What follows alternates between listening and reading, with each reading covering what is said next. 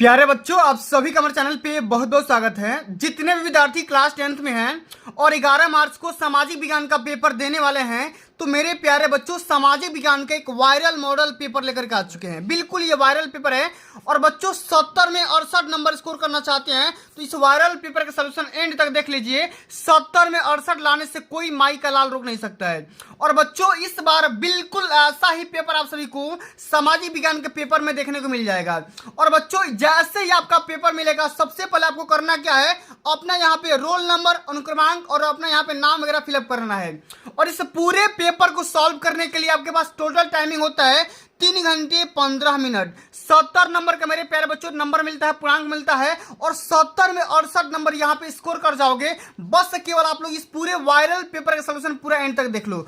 आइए बच्चों, सबसे पहले हम यहाँ पे क्या करेंगे, ये पेपर 2 खंडों में बटा होता है, खंड अ और साथ में खंड ब, ठीक ना। तो खंड अ जो आता है ना 20 बहुविकल्पी क्वेश्चन आता है। तो सबसे पहले हम खंड अ के सारे प्रश्नों को आराम से समझते हैं, उसके बाद से खंड ब में जितने भी यहाँ पे मोस्ट इंपोर्टेंट क्वेश्चन है उसका भी सलूशन देख लेंगे।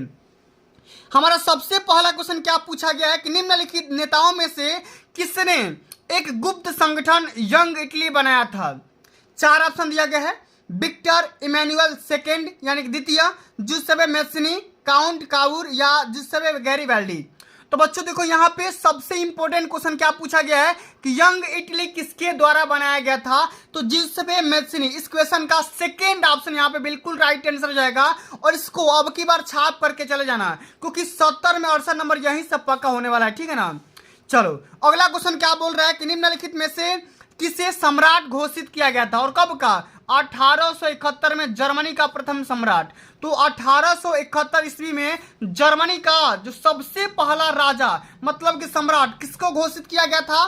कैसर विलियम प्रथम, विलियम द्वितीय, फ्रेडरिक विलियम प्रथम या ऑटो वान बिस्मार्क। तो 1871 ईस्वी में जर्मनी का पहला सम्राट कैसर विलियम प्रथम को घोषित किया गया था।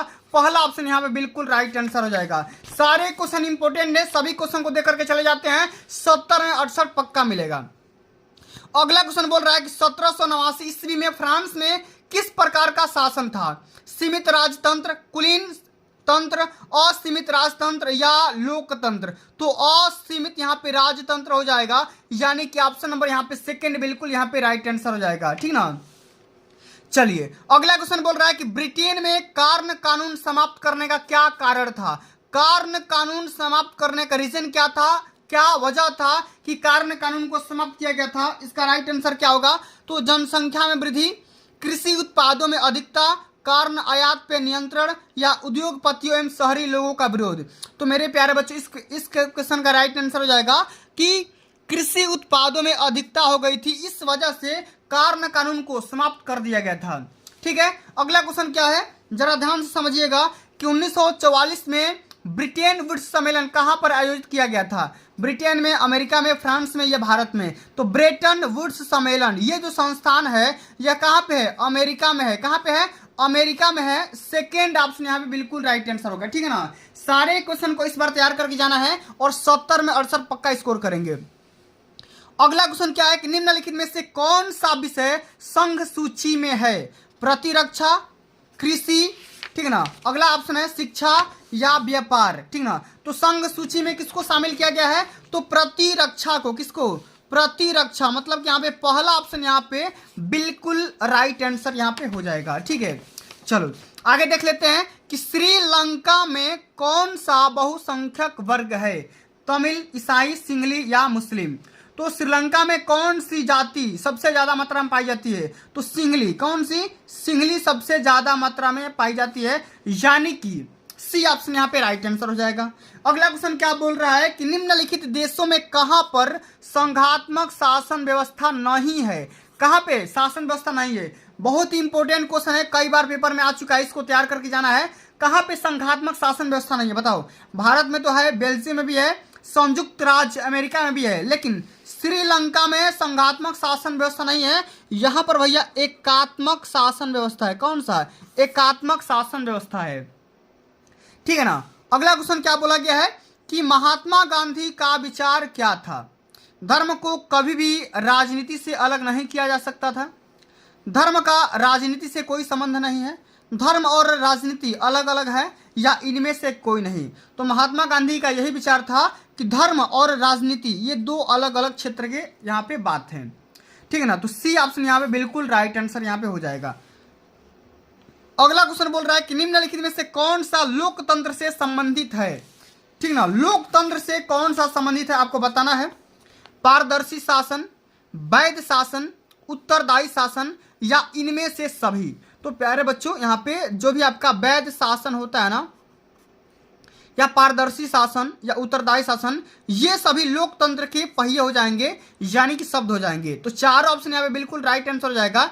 डी ऑप्शन यहाँ पे बिल्कुल करेक्ट आंसर यहाँ पे हो जाएगा, ठीक है। देख रहे हो कितना बढ़िया यहाँ पे क्वेश्चन है और कई बार पेपर में ऑलरेडी पूछा जा चुका है। अगला क्वेश्चन बोल रहा है कि निम्नलिखित में से किस राज्य में सीढ़ीदार मतलब कि सोपानी खेती की जाती है, कहां पर की जाती है बताओ। हरियाणा, पंजाब, उत्तराखंड या उत्तर प्रदेश के मैदान। तो भैया सीढ़ीदार या सोपानी खेती ये पहाड़ी क्षेत्रों में की जाती है, मतलब कि उत्तराखंड। उत्तराखंड में कैसा इलाका है, पर्वतीय इलाका है, ठीक ना। तो सी यहाँ पे ऑप्शन बिल्कुल यहाँ पे करेक्ट आंसर होगा। आगे देखते हैं कि निम्नलिखित में से कौन सी रबी की फसल है। अच्छा, रबी की फसल कहने का मतलब क्या है, ठीक ना। चावल, चना, मोटे अनाज या कपास। तो इसमें चना क्या हो जाएगा, चना क्या होगा, इसमें आपका हो जाएगा गेहूं होगा या चना भी हो जाएगा। तो ये सभी क्या है, रबी की फसल है, ठीक ना। यहाँ पे सेकेंड ऑप्शन बिल्कुल यहाँ पे राइट आंसर होगा, ठीक है। अगला क्वेश्चन क्या है, जरा ध्यान से समझो कि मोनाजाइट रेत में निम्नलिखित में से कौन सा खनिज पाया जाता है। खनिज तेल, यूरेनियम या थोरियम। तो थोरियम इसका राइट आंसर हो जाएगा, क्योंकि यही जो खनिज है ना ये मोनाजाइट के रेत में पाया जाता है, थोरियम। सी ऑप्शन यहाँ पे राइट आंसर होगा, ठीक है। चलो भाई आगे देख लेते हैं। अगला क्वेश्चन क्या है कि निम्नलिखित में से कौन सा उद्योग चना या चूना पत्थर को कच्चे माल के रूप में प्रयुक्त करता है, बताओ।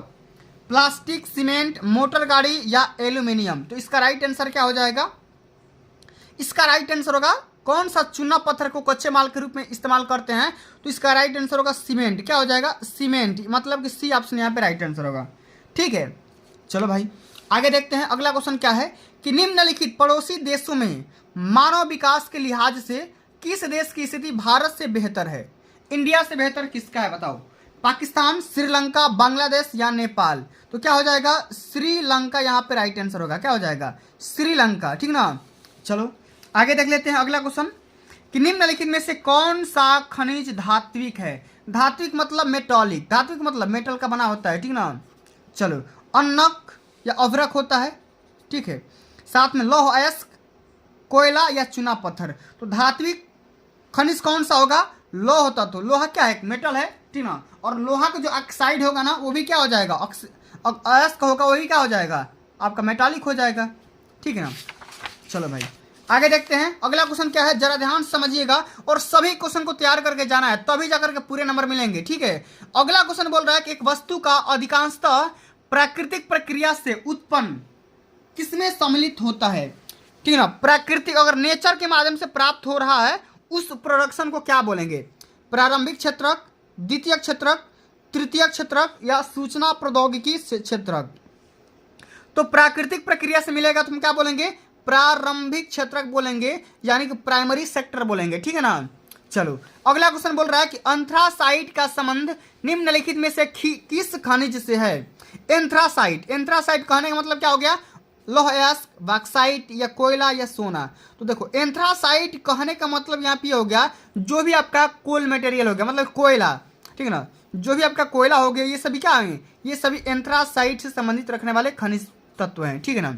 चलिए सी ऑप्शन यहाँ पे बिल्कुल करेक्ट आंसर यहाँ पे हो जाएगा। चलिए आगे देख लेते हैं। अगला क्वेश्चन बोल रहा है कि निम्नलिखित में से किस वर्ष बांग्लादेश ग्रामीण बैंक की स्थापना की गई, ठीक ना। तो बांग्लादेश ग्रामीण बैंक की स्थापना कब की गई थी, 1960 में, 70 में, 80 में या 50 में। तो 1970 ईस्वी में, ठीक ना, बांग्लादेश ग्रामीण बैंक की स्थापना की गई थी, ठीक ना। इस बात को हमेशा याद रखना, ये वाला ऑप्शन यहाँ पे राइट आंसर होगा। आगे देखेंगे कि सार्वजनिक और निजी क्षेत्रों का वर्गीकरण निम्नलिखित में से किस आधार पर निर्धारित किया जाता है। रोजगार की शर्तें, आर्थिक गति की प्रकृति या उद्यमों के स्वामित्व। तो ठीक है ना, इसका राइट आंसर क्या हो जाएगा, उद्यमों के स्वामित्व। ठीक ना, यहाँ पे तीसरा ऑप्शन यहाँ पे राइट आंसर हो जाएगा। इस बात को हमेशा याद रख लेना, सारे के सारे क्वेश्चन इंपॉर्टेंट है। अब चलिए बच्चों, मैं आप सभी को ये सारा क्वेश्चन भी बता दे रहा हूँ जो कि बोर्ड एग्जाम में हमेशा पूछे जाते हैं, और ये क्वेश्चन 50 नंबर के पूछे जाएंगे।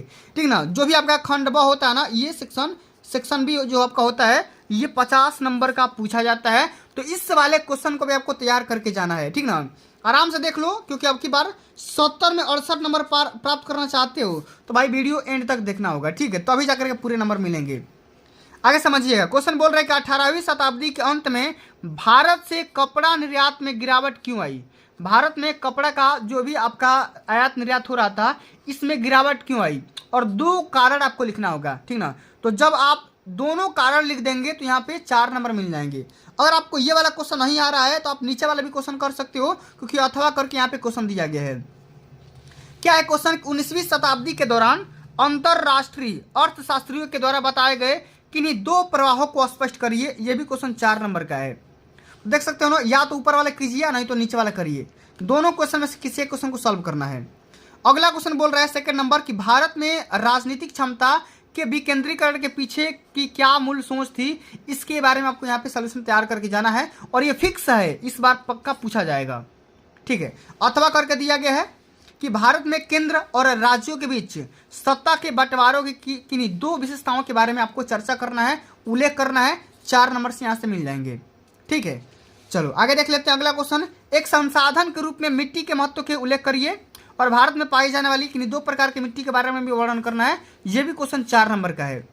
तो सारे क्वेश्चन इंपॉर्टेंट है, सबको तैयार करके जाना है, क्योंकि अब की बार यही सब सारे क्वेश्चन आएंगे। ठीक है, अथवा करके भी दिया गया है कि अभ्रा की उपयोगिता बताइए, और भारत में किन्हीं 2 उत्पादक राज्यों के नाम भी बताइए जो कि अभ्रा का यहाँ पे क्या कर रहा है, उत्पादक कर रहा है। ठीक है, अगला क्वेश्चन, चौथा क्वेश्चन बोल रहा है कि राष्ट्रीय आय तथा प्रति व्यक्ति आय में क्या अंतर होता है। ठीक ना, डिफरेंस बताना है, और देश की स्थिति की तुलना करने के लिए कौन सी विधि सबसे ज़्यादा बेहतर होती है आपको बताना है। ठीक है, या तो ये करिए या नहीं तो अथवा करके दिया गया है कि विदेशी व्यापार से आप क्या समझते हैं। विदेशी व्यापार को अनुकूल बनाने के लिए कोई 2 विधि का भी आपको सुझाव देना है। ठीक ना, कोई 2 बात यहाँ पे लिखना होगा, तो अब जाकर के यहाँ से 4 नंबर मिलेंगे। तो सभी क्वेश्चन को आपको तैयार करके जाना है, चाहे लघु उत्तरी हो, अति लघु उत्तरी हो, चाहे वो आपका यहाँ पे दीर्घ उत्तरी हो। अब देखो, ये वाला जो सेक्शन आता है ना, ये आपका 6 नंबर का क्वेश्चन पूछा जाता है। ठीक ना, दीर्घ उत्तरी प्रश्न है जिनको 150 शब्द में आपको लिखना होगा। सबसे पहले समझो कि भाई सत्याग्रह का अर्थ क्या होता है, और महात्मा गांधी के द्वारा चलाए गए 3 सत्याग्रह आंदोलनों के बारे में आपको वर्णन करना है। ठीक है, इंपॉर्टेंट क्वेश्चन है, कई बार पेपर में आ चुका है, इसको बढ़िया से तैयार करके जाना है। अथवा करके भी दिया गया है कि असहयोग आंदोलन कब चलाया गया था, और इस आंदोलन में कोई 2 कारण के बारे में विवेचना भी करना है। ये क्वेश्चन 6 नंबर का पूछा गया है, देख रहे हो ना, बढ़िया से आपको तैयार करके जाना है। चलिए आगे देख लेते हैं कि भारतीय समाज में जाति प्रथा अभी भी प्रचलित है, इसके कारण क्या है। इसको समाप्त करने के 2 उपाय आपको लिखना होगा। 6 नंबर यहाँ से मिल जाएंगे, और नहीं तो अथवा करके भारत में महिलाओं के प्रति भेदभाव के तरीके के बारे में वर्णन करना है। 6 नंबर यहाँ से मिल जाएंगे। अगला क्वेश्चन 7वां बोल रहा है कि गन्ने की खेती करने के लिए उपयुक्त भौगोलिक स्थितियों के बारे में वर्णन करना है, और भारत में इन्हें किन्हीं 3 उत्पादक राज्यों के नाम भी आपको लिखना होगा, डिटेल में समझाना होगा। 3 नंबर यहाँ से मिल जाएंगे, 3 नंबर वहाँ से, यानी कि 6 नंबर यहाँ से मिल जाएंगे। ठीक है, अगला क्वेश्चन बोल रहा है अथवा करके कि भूक्षरण से आप क्या समझते हैं। ठीक ना, और इन्हें रोकने के लिए कोई 4 उपाय बताइए। ये क्वेश्चन 6 नंबर का है। इसी प्रकार से अंत में 8वां नंबर क्वेश्चन बोल रहा है कि प्राथमिक तथा द्वितीय क्षेत्र की विशेषता के बारे में विवेचना करना है। 6 नंबर का है क्वेश्चन, और नहीं तो अथवा करके पूछा गया है कि असंगठित क्षेत्र के श्रमिकों की समस्या के बारे में विवेचना करिए। ये क्वेश्चन 6 नंबर का है। देख रहे हो ना, सभी क्वेश्चन को आपको बढ़िया से डिटेल में समझना होगा, तभी जाकर के पूरे नंबर मिलेंगे। और अंत में भैया आता है आप सभी का मानचित्र वर्क भी आता है। आप यहाँ पे देख सकते हैं ये वाला क्वेश्चन, जो कि 10 नंबर का पूछा जाता है। 5 नंबर ये और 5 नंबर ये। चलिए मैं क्वेश्चन दिखा दे रहा हूँ आपको, इसको बढ़िया से तैयार करके जाना है। क्वेश्चन बोल रहा है कि प्रश्न संख्या 9A और 9B मानचित्र से संबंधित है। ठीक ना, 9A क्या कर रहा है कि निम्नलिखित प्रश्नों के उत्तर अपनी उत्तर पुस्तिका में लिखिए और मानचित्र का प्रयोग न कीजिए। ठीक ना, बढ़िया से आपको यहाँ पे आपको लिख देना है। ठीक है, मानचित्र का प्रयोग नहीं करना है। मानचित्र का प्रयोग करने को बोलेगा तो आपको करना होगा कि भारतीय राष्ट्रीय कांग्रेस का अधिवेशन कब हुआ था और कहाँ पे हुआ था। ठीक ना, आपको बढ़िया से लिखना होगा। महात्मा गांधी ने नमक कानून बनाना कहाँ पे तोड़ा था, इस यहाँ पे इसका राइट आंसर देना है। जालियांवाला बाग के हत्याकांड कहाँ पे हुआ था, इसका राइट आंसर देना है। महात्मा गांधी का किसान सत्याग्रह आंदोलन कहाँ पे हुआ था, इसको आपको बताना है। चौरी चौरा घटना किस जिला में हुई थी, ठीक ना, इसको बारे में बताना है। और इसी प्रकार से अगला क्वेश्चन है, उत्तर प्रदेश की राजधानी नगर का नाम लिखिए, ठीक ना। नर्मदा नदी पर बने कोई बांध का नाम लिखिए। दक्षिण भारत की एक प्रमुख नदी का नाम लिखिए। और भारत में एक जूट उत्पादक राज्य का नाम लिखिए। और अंत में आता है भारत के एक परमाणु ऊर्जा केंद्र का आपको नाम लिखना है। तो इस प्रकार से सारे पूरे पेपर का अगर आप तैयार करके चले जाते हो तो पूरा बढ़िया से एकदम 70 में 70 नंबर आपका कोई नहीं रुक पाएगा, इस बात की पूरी गारंटी है। तो मेरे प्यारे बच्चों, आज के लिए बस इतना ही। अगर ये वीडियो आप सभी को अच्छी लगी होगी, हेल्पफुल लगी होगी, तो वीडियो को लाइक कर देना, शेयर कर देना, चैनल पर नए होंगे तो सब्सक्राइब कर देना। जल्द मिलते हैं अगली वीडियो में, तब तक के लिए जय हिंद, जय भारत, वंदे मातरम।